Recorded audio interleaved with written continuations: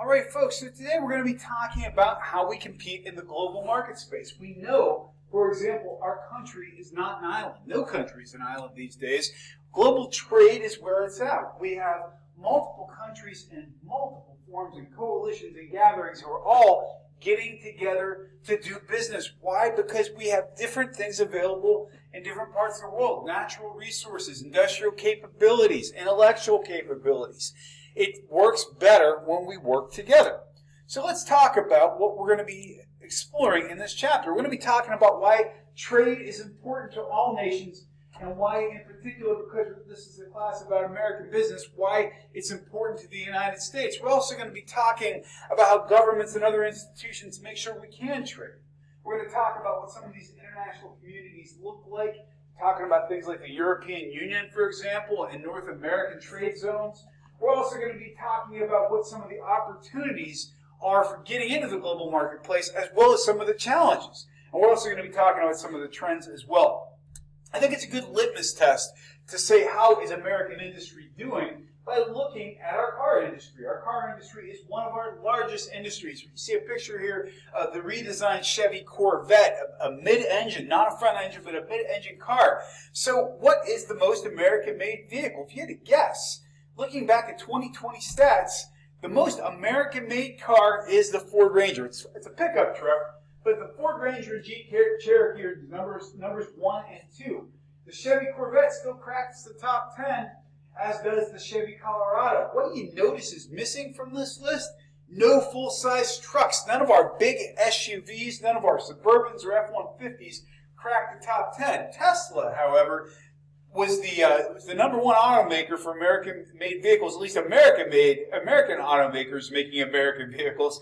Honda tied them with 3 models. What does this mean? It means that just because a company has an American name doesn't mean they're doing all their manufacturing here, and oftentimes companies from other places will do their manufacturing to sell here. So what about big trucks? If you bought an F-150, you came in at 44th place. The Ram, 47th, and the Silverado, 77th place in terms of total American-made percentage. Why? Because we have lots of technology. We have lots of components that are made other places. Some of the elements that go into the paint for these vehicles may have come from other places for that matter. Well, how important is trade to our country? If we look at our GDP, our gross domestic product, which of course is the amount of money flowing through the veins of our ecosystem. If we were talking about GDP, the money flowing through the veins would be like blood in the veins of the country. France, UK, and Germany all get over half their GDP from trading globally. We only get about 28% from global trade. Why is that? Well, we're also a big country, and a lot of our trade is internal, between states, between parts of the country, for example. So, what businesses are the biggest parts of the U.S. economy? If you had to think about what are the driving factors that drive our GDP, what would you guess? Well, if you go to Investopedia, they're saying basically at this point, almost closing in on 20% of our GDP is healthcare. We spend more on healthcare than any other country in the world. Technology is pushing a lot of our growth, but we're talking about things that aren't necessarily physical items. For example, the iPhone is not made in the United States. However, the intellectual property for the iPhone emanates from the United States. So technology, non-tangible types of intellectual property. Then we get construction. If you've been following the housing market, we're in a housing crisis right now because we still haven't picked up our manufacturing home levels and industrial spaces from the fallout of 2008, back when we had the housing bust. Our total retail is 5.5% of GDP. Anybody buying things in stores? So retail is a smaller part of our GDP than healthcare. And then we get into non-durable manufacturing, and that means things that we buy that are going to last less than 3 years, 4.8%. These percentages are higher in more manufacturing-centric countries at this point, such as China. So what are our key trade terms? If we're importing things, that means we're buying things from somewhere else. If we're selling to other countries, we're exporting. If we are going into our balance of trade, it means are we importing or exporting more? If we're exporting more than we're bringing in, we have a trade surplus. That's where we want to be. If we're importing less than we're exporting, we're operating at a trade deficit. And if we count for everything that either we put in or put it out of the country or bring into the country financially. And this also accounts for things such as foreign aid, wars, military spending, and trade. Then we get into a balance of payments. In the United States, for many, many years, has been paying out more than we're pulling in. We are spending a lot of money. So how are we doing? And these numbers are from April 2021, the time in which I'm recording these lectures. Our deficit is up 4.8%. Our trade deficit right now is 71.1 billion. Our exports are down. We are exporting 187.3 billion, and but we're importing more. And we're also, by the way, increasing our amount of importing and decreasing our amount of exporting. Not where we want to be. So we are the world's biggest importer. We buy more stuff from other people than anybody, but China's right behind us, and their GDP is showing as well. So these are the world's biggest importers. We buy from everywhere. If you remember one thing from this slide, it is that the U.S. imports more from other places in the world than anybody else. And the biggest exporter, though, we're number 2 there. China has us beat, though, 2.5 trillion. What are the kinds of things we export? In addition to things like heavy industry goods and manufactured goods, we also export a lot of raw materials and a lot of agricultural products. But the Netherlands, cracking the top 5 here, not too bad. So we start talking about some concepts. If you've got an absolute advantage, what that means is that you've got such a lock on a particular market, nearly nobody can compete with you. Saudi Arabia is the biggest example we use of this in the idea of oil. Although the United States at this point is the #1 producer of petroleum. And then we get into what we refer to as our comparative advantage. And that means we have something that other countries want. We can trade things that we have for things that we want from other places. So, for example, in the United States, we have large forests. We can sell lots of raw materials and timber, and we might want to get some tasty vanilla from Madagascar. Free trade is the idea of being able to trade across borders. We enjoy free tariff-free trade between Canada and Mexico, for example. And the great part about free trade is we can get access to things we wouldn't normally have access to. There's a reason we can get really good produce all year in the United States, even when we're out of growing season. It's because of free trade. Then we get into what we refer to as protectionism. That means that we put tariffs on goods coming in from other places. We put taxes on them to make our homegrown products more competitive. Now, occasionally, countries or companies will engage in something called dumping. And that means that you flood another country's ecosystem, their economic ecosystem, with a product at a cheap price so that you can kill the home industry. An example would be in the 1970s, Japanese steel flooded American markets and killed the U.S. steel manufacturing business. And then we also have what we refer to as outsourcing. Generally has a very negative connotation. Outsourcing simply means that you are outsourcing your labor somewhere else, usually because of cost, sometimes because of skill. Then another concept we need to think about is why currency is worth what it's worth. Why is a dollar worth what it's worth? Well, it's because it's backed by the federal government. A dollar is not worth the paper it's printed on, but our exchanges help us trade with other countries. So our country backs up with a promise of value our dollar. Depending on how our country is doing in GDP and a number of comparative metrics, we have what we refer to as international exchange rates. And that means a dollar, for example, might be worth 2 euros. So if we have a strong dollar, it means if your dollar has strong comparative worth to another currency, when you travel to another country, you have additional buying power. Conversely, if our currency is highly valued, let's say, for example, somebody from Germany comes to the United States and we have a strong dollar, their trip to Disneyland will be more expensive. So a strong dollar can be good because we can have more purchasing power, but it can be bad if it slows down people buying from us or doing business with us. Some countries devalue their own currency. China has been noteworthy for doing this to get more foreign investment and to get people to buy more of their products. So again, these are all kind of the big picture items. Let's get into why nations actually trade. Well, here's a good reason to consider why we do business with other countries and sometimes outsource to other countries. What countries have the highest and lowest minimum wages? If you want the highest, you're going to Luxembourg, $13.78. Also a big center for finance. The lowest minimum wage in the world is Mexico at $1.05 equivalent. So if you want to know why so much manufacturing went to Mexico, it's because it's cheap. It's very inexpensive to open a factory in Mexico. And these can be beneficial to companies. Yeah, we want to grow our companies. We want to give consumers more choices. We want to make the prices low so people want to buy from us. And maybe even get innovative ideas from other places. If you have a really well-run company, you might even develop the countries you're going into, give them better roads, infrastructures, and schools. Some of the challenges are nobody likes it when people in their home country lose jobs. And all of a sudden you're competing with people in other markets for things that you already do. There's a question oftentimes if the products we get from other places are safe because we can't regulate them. We can't regulate the quality as well. Why? Because they're not being made in a country that's covered by our laws. If we manufacture in China, for example, we're going to be based on Chinese law, what is safe and what is quality. And again, ultimately, you have to decide how far you want to go.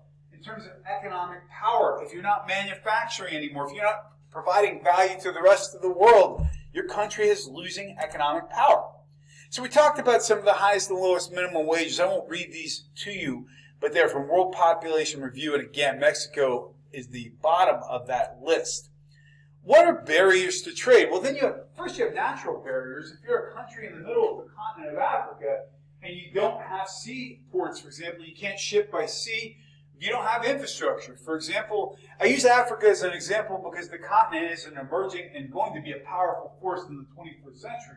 But many countries within that continent are struggling because the infrastructure simply isn't there yet. They don't have postal systems, they don't have good, reliable internet, and sometimes even good roads. And then we get into tariffs, and this gets into philosophy behind tariffs, for example. Tariffs mean that you're trying to protect your home industry. What's the problem with tariffs? Well, if I put a tariff on a product coming in from your country, you're going to do the same thing to me, and ultimately prices rise for the consumer. Tariffs don't generally hurt governments, they hurt consumers. If you want to set up a business in China, you're going to have a local Chinese partner, and it's set up that way so the government can ensure that their home industries are being protected. We may also have import quotas, which means we're only going to allow X number of Japanese pickup trucks to be imported. We can even have embargoes. For example, we haven't done business with Cuba officially to any great extent since the trade embargo in the 1960s, based on the Cuban Missile Crisis. And sometimes even contracts have what we refer to as binational regulations, and that means government contracts sometimes say you have to show preference to local vendors. So what you see here is an example of how tariffs work. This is a very odd vehicle. It's called the Subaru Brat. It's a pickup truck, at least that's what it looks like to me, but you'll notice there are seats in the bed. Why in the heck are there seats facing backward in the bed of the Subaru? Has to do with something called the chicken tax.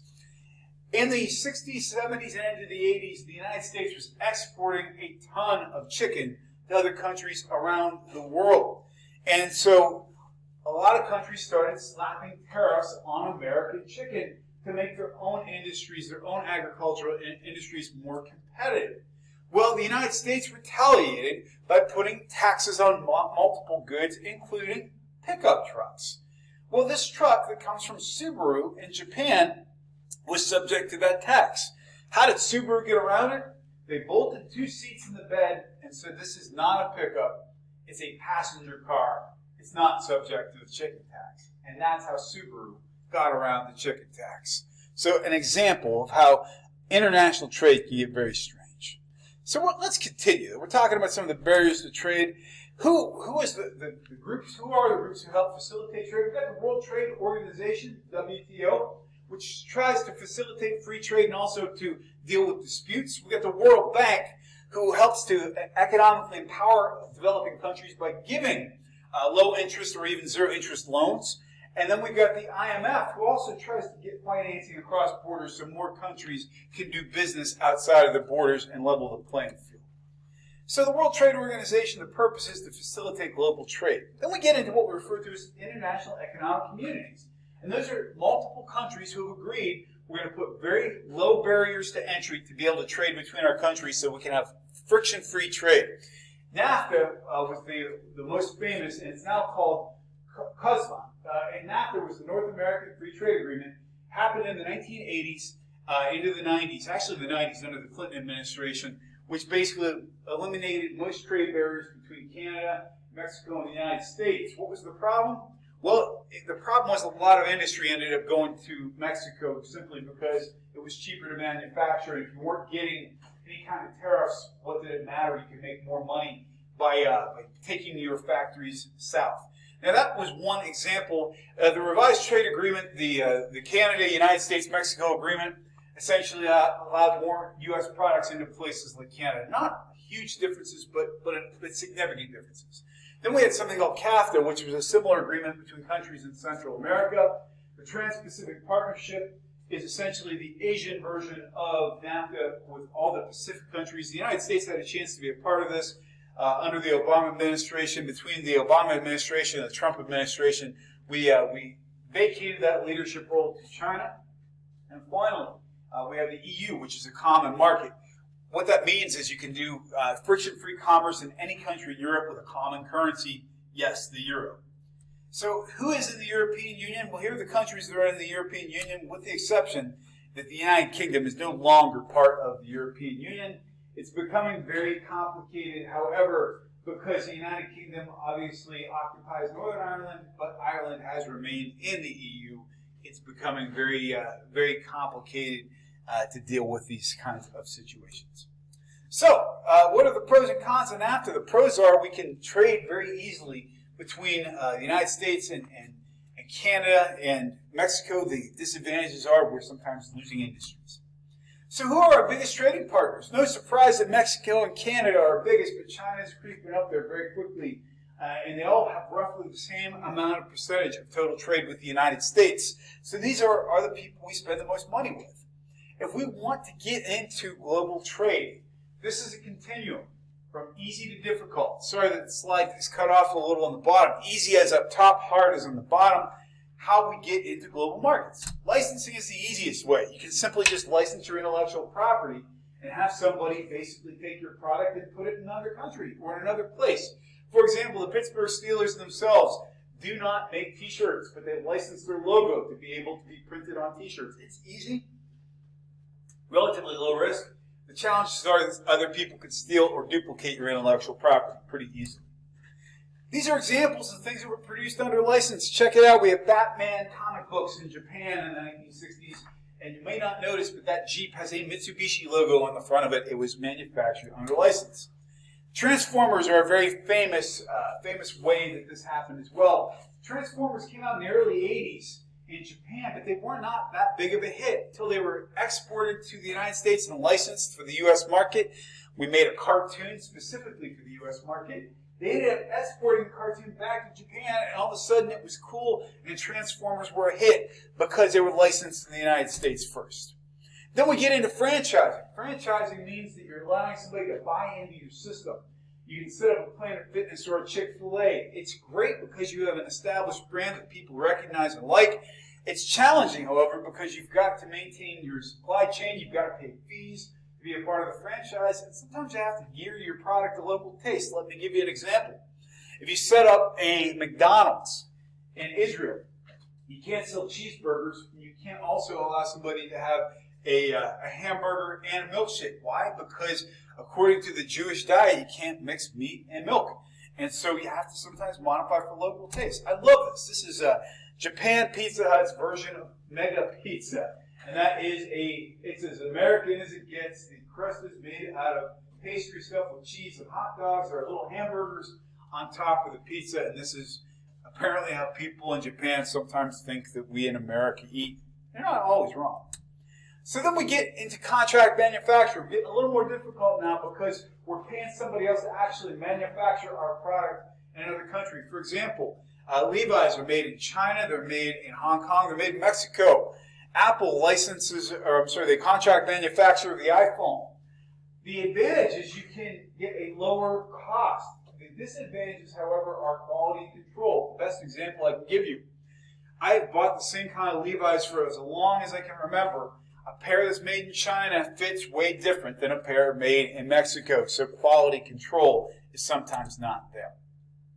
Then we get further into the difficult range of things, and we call them joint ventures or strategic alliances. That means simply you're going to be partnering with another company for some kind of shared development. For example, a joint venture is short term. Ford and General Motors pickups use largely the same transmission now. They were developed together, this 9-speed transmission. And a long term means that you're going to share a component or a partnership for a long period of time. So where the GM and Ford transmission was a one-time thing, there's a lot of Samsung components that are integrated into iPhones. That's a long-term strategic alliance. What are the advantages? Well, the advantage is that you get to share the development costs, get more good ideas, and really good intellectual property. The problem is who owns the intellectual property, and also the market starts seeming a lot less unique all the time. Then we get into some really difficult stuff, which is the idea of foreign direct investment. And that means, for example, you're going to actually set up a factory, you're going to actually set up an operation in a foreign country. This can be very good because you have control over your company, you have control how things are done. Sometimes it can be tough to deal with local culture and quote-unquote local partners, i.e. the government has a lot of say in your company as well. And then we get into something called counter trading. And counter trading means that we've got forms of barter where we essentially can trade this for that. I'm Japan, I have large stores of steel. The United States, I have large stores of wheat. We can possibly work out some trade so that we're each getting what we need in a barter format. Again, that's called counter trading. So let's continue. We start getting into politics. This is where things get really interesting. One of the first concepts that we think of when we start talking about politics in regard to the economy is the idea of nationalism. And nationalism is not a positive or negative term. It simply is a term that describes when a country takes their needs above other countries. Some folks see that as very patriotic. Some see it as a negative. And I leave that up to your own beliefs there in terms of what you think about things such as nationalism, but that's what the term means. Sometimes it's really challenging dealing with different cultures, because we've got individualistic cultures such as the United States versus collective cultures like China. What that means, sometimes the collectivist cultures can very quickly take over markets or industries because they're willing to sacrifice for the benefit of the whole, where more individualistic cultures sometimes have a more challenging time. The flip side is more individualistic cultures sometimes also come up with ideas that really are incentivized. The idea being, if I come up with a new idea, product, or approach, I individually can benefit from it. It spurs on innovation. Sometimes cultural standards can cause problems and things get lost in translation. We're going to be talking about that as well. And we get into the idea of standard of living and infrastructure. One of the best stories I can think of. There was a meat packing company that was operating in the southern hemisphere of North America, right? Not southern hemisphere of North America. I guess I should just say South America. And they paid better than the industry average in the area they were in. The managers regularly asked for input from employees so that the employees could control how things were happening in the plant. They were getting a say in their own well-being. The turnover, however, was almost 100%. People wouldn't stay with the company. How does that make sense? Well, based on local cultural standards, if the supervisor is asking you for your opinion, the supervisor is incompetent, and as a result, the company could not keep employees. So this stuff happens. And in terms of mistakes get made even by the best and brightest, whether it was George H. Bush, who was giving the V for Victory sign in Australia, not realizing that he was... Let's just say if you remove one of the fingers from the picture, that's what President Bush was unintentionally doing. And Richard Gere, who's an American actor, kissed an Indian actress, a public display of affection between friends, but was not acceptable. Michelle Obama, the former First Lady, touched Queen Elizabeth, which was also a no-no. You don't touch the Queen in England. And finally, David Cameron, the former Prime Minister of England, actually was in China and wore a flower poppy lapel, a poppy flower, which is, of course, the flower that's used to make opium, and happened to be in an area of China where they had fought a revolution to get rid of the opium dealers. So we make mistakes. Why are most digital assistants and GPS units female? The answer is because, generally speaking, people find them more soothing and comforting. There's only a couple of countries in the world where we don't default to female GPS or Siri voices. And some countries, for example, that are what we refer to patriarchal, countries that prioritize men over women, where men don't like taking orders from women, sometimes the GPS will default to a male voice. So our text does a pretty good job in terms of giving some cultural context to some of these things. I'd rather get in, however, to what we refer to as multinational corporations. And that means there are companies that are based globally and they sell everywhere. Coca-Cola, Heineken Beer, Kellogg's, all these companies. What are the advantages? Well, you've got more customers, you've got more people to sell to, more skills to pick from. The disadvantages, however, though, is that these companies tend to locate in places where they can pay less for people's labor, and also we tend to put unhealthy products into places that are in the developing world. For example, we sold a lot of things such as asbestos and DDT in developing countries for a lot of years. And the big U.S. brands aren't carrying the same weight they used to. We no longer are the be-all, end-all in everything. The new global reality is we got more competition, greater awareness of what's happening. And if we're talking about climate change, regardless if you believe in man-made climate change or not, the ocean levels are rising, and the first people who tend to feel the effects of climate change tend to be people in the developing world because they tend to live on the equator and near coasts. So they're the first people to realize the effects of climate change. In terms of GDP, the richest countries in the world per capita, no surprise that Luxembourg is number one. And we go on down, the United States right in the middle, our per capita income is right around $57,000. And again, we can go on down to the bottom five, Madagascar, Central African Republic, etc. So again, the idea here, guys, that we do tend to have a lot of countries who are dealing with a lot less wealth than the United States, and generally speaking, a lot of companies like to locate there for cheap labor and resources. Who are the biggest companies at this point in time?